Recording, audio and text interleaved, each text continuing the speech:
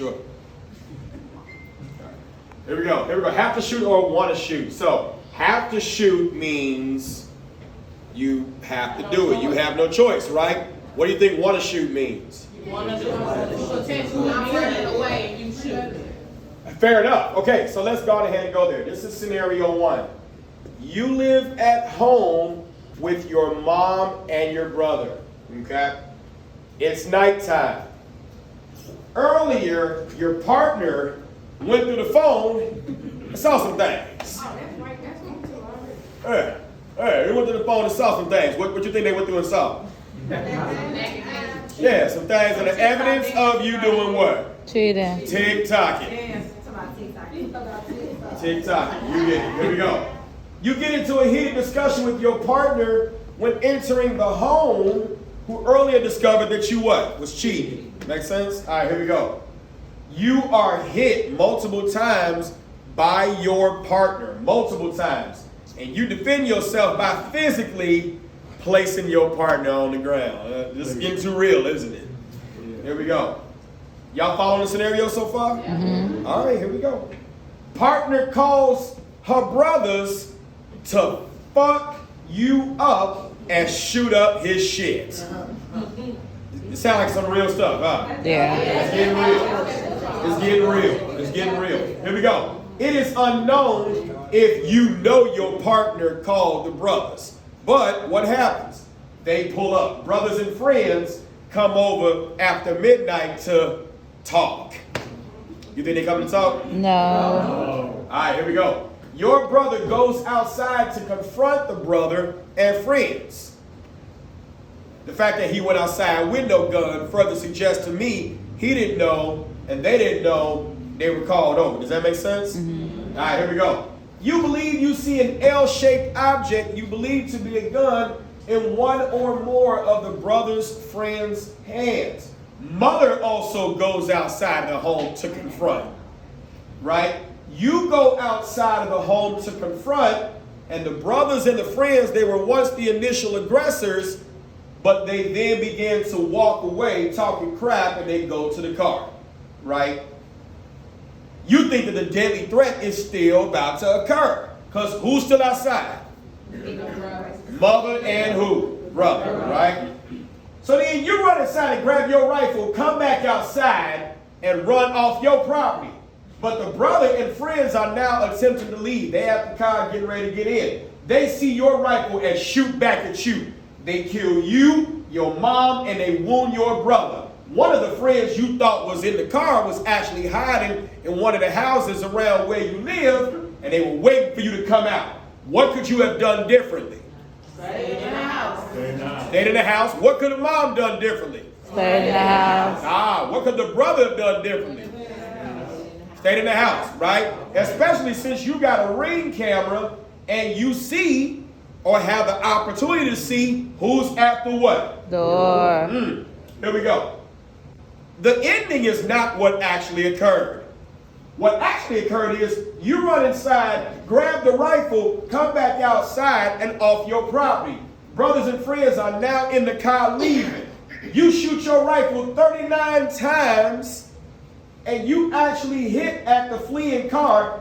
You hit 2 people, kill 1, shot 10 times, and then wound the other. Was that a have to shoot or a want to shoot? Want to shoot.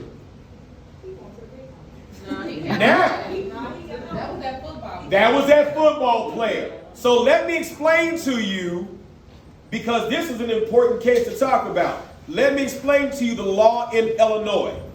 Because just because he got off in Florida, if you did the same thing, would you probably get off? No. No. Here we go. In Illinois, Chapter 720, Illinois Compiled Statutes Act 5, which is the Illinois Criminal Code, Section 7-4. This is the statute on aggressor. Justifications for a person using force are not available to a person who is titled as the aggressor. An aggressor is someone who is attempting, commits, or is escaping the commission of a forcible felony. Right? We went through those forcible felonies: treason, murder, predatory criminal sexual assault, and all those other forcible felonies, right? Initially provokes the use of force, against himself with the intent to use such force as an excuse to inflict bodily harm upon the assailant. Those 4 people were the initial aggressors. Do we agree? Yes. But then when they begin to walk away, are they still the aggressors? No. And that's what the law says. Unless or otherwise initially provokes the use of force against himself. Unless such force is so great that he reasonably believes that he is in imminent danger of death or great bodily harm, and that he has exhausted every reasonable means to escape such danger.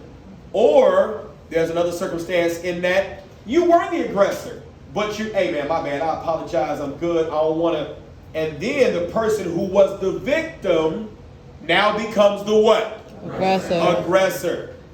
Okay? Now, the state proved their case in Florida, but just because they proved their case in Florida, there could be a variety of different circumstances that could influence the outcome of a case. This is the people of the state of Florida versus Travis Rudolph, and that's in Palm Beach County, right? Found not guilty on all murder counts, right? The venue matters, where the jury will be chosen. Do you think you would get off in Cook County? No. You'd probably be what? Jail. Guilty. You'd probably go to jail, right?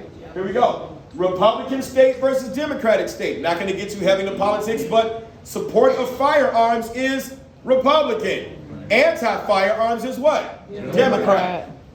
What kind of state are we in? Democrat. Now that's the politics. Everything south of 80 is Republican, but the politics is what? Democrat. Here we go. Details matter. Now here's another thing too. How many of y'all saw some of the stuff in the case? Details matter. Is the victim or the witnesses more wrong than you? Does that make sense? The lady who was claiming that she was the victim, you can't call the boys over and have them. And you can't be on video beating up the man. You can't be on video beating up the man. You know what I'm saying? And then the backgrounds of the people who became the victims were not better than the person who was on trial, right? And then, do you think there's a difference between a judge or a jury trial? Yeah. The jury found him what? Not guilty. If it was a judge, what do you think they would have found him? Guilty. The possibility they would have found him guilty because they would have looked at it as a matter of law, right? So these are, y'all understand why I say it's important for you to sign up and make sure you get your attorney who can vet and make certain arguments and stuff like that. Please, let's end with this, and then we're going to move on to some other scenarios. Do not think that what happened in his circumstance is the rule everywhere.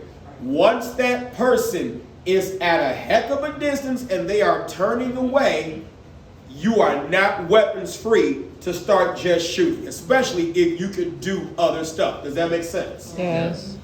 Go ahead. I ain't reading about this, but I'm confused as to how he ain't gonna just overkill.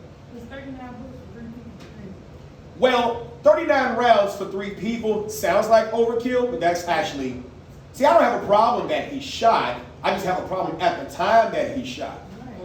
You know, by the time they're already in the car, you want to manufacture a circumstance to justify the fact that you were pissed off, mama was out there, brother was out there. Sometimes you gotta know when to pull back. How many of you all got to a point in your life, you can be honest, where you should have stopped, but you didn't?